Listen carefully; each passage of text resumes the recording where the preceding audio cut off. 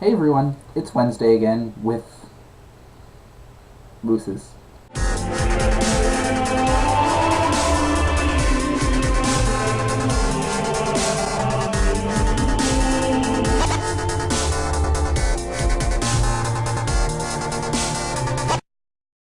Okay, so our topic this week is complicated, hard to define. I'll just get to it. Um, it's our personal take on the evolution or progress of androgyny, drag, or lesbian, gay, bi, trans community expression. What we think people expect of us for taking on this form or aesthetic image view. Where do you think it was, where it is now, and where do you think it's heading? Has it progressed or been dumbed down? Are people dumbing down the terms? Do you sometimes feel you have to act a certain way around some people because of the way we express ourselves? Yeah, okay, so let's get to it.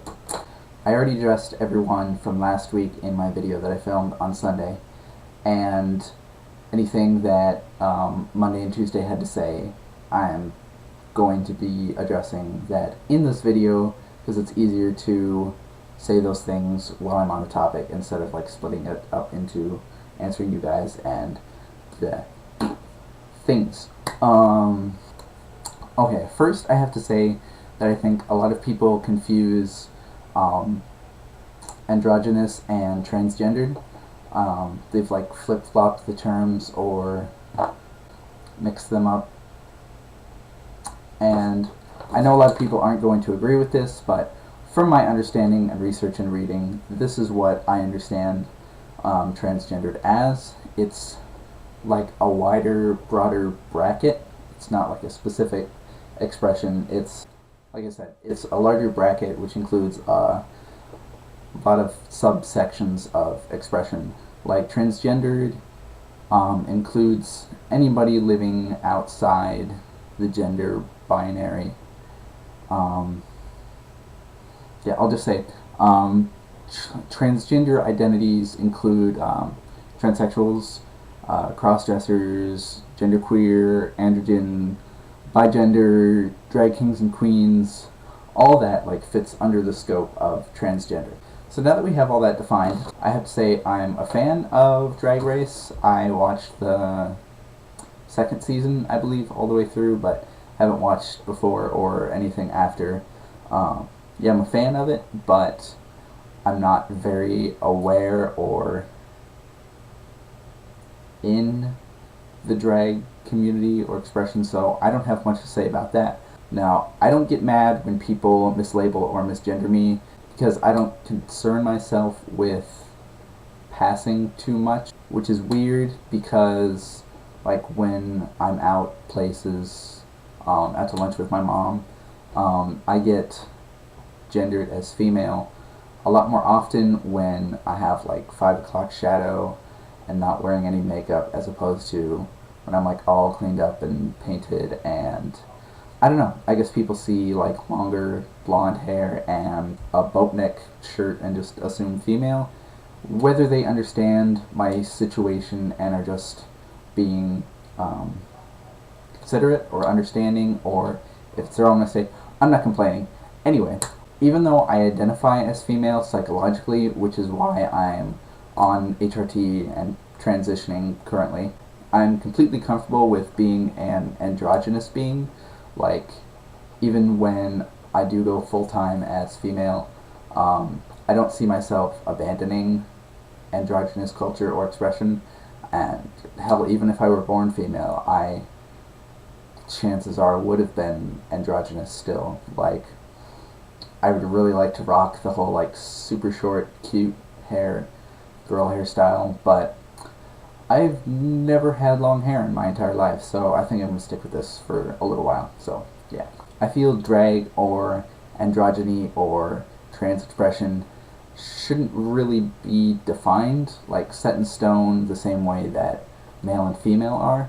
The only thing that really irks me is when people belittle others' expression because they don't fit into that person's view or understanding. They don't like live up to the standards that those people have set for themselves, like, oh, that boy's not androgynous because he's not wearing makeup, or that person's not really transsexual because they haven't had like surgeries. Like, don't belittle other people's I think that's part of the magic. There's a lot of overlap between those terms and expressions, and people are free and able to define it for themselves. Now, as annoying and destructive as the whole like scene culture was, I think it did a lot for people to open up their eyes, getting media attention for people who express themselves outside gender binary.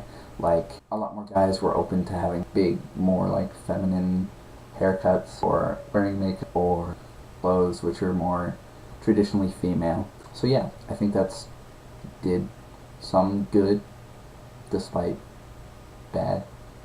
Moving on.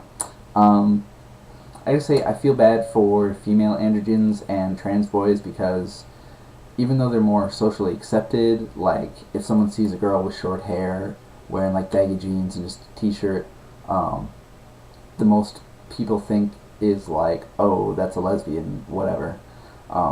But they're so misunderstood with their actual expression and who they, like, how they want to be viewed by the public. I know even a few years ago, most andro guys or drag queens were seen as, by the general public, as like, oh, look at that fag, or ew, tranny freak. But more and more people are realizing and understanding that gender expression has no bearings on sexual preference. Like, personally, I'm transsexual, male to female, but I'm pansexual. Like, I'm open to anyone of any gender expression or biological sex.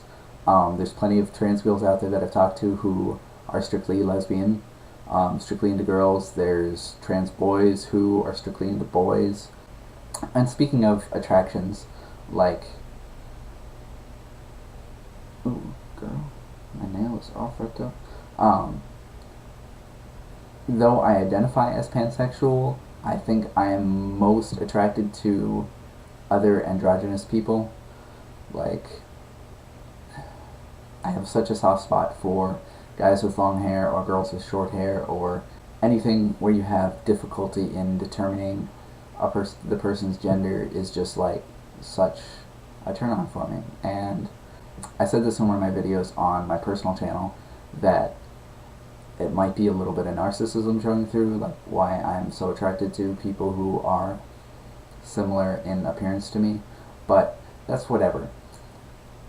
My problem is I really need to stop objectifying men, because I go on Tumblr and I like search actors' names or models' names or people, and I'm just like fawning over them, and like, gender expression does not dictate sexual preference, and I think that's an important thing for more people to understand for the future.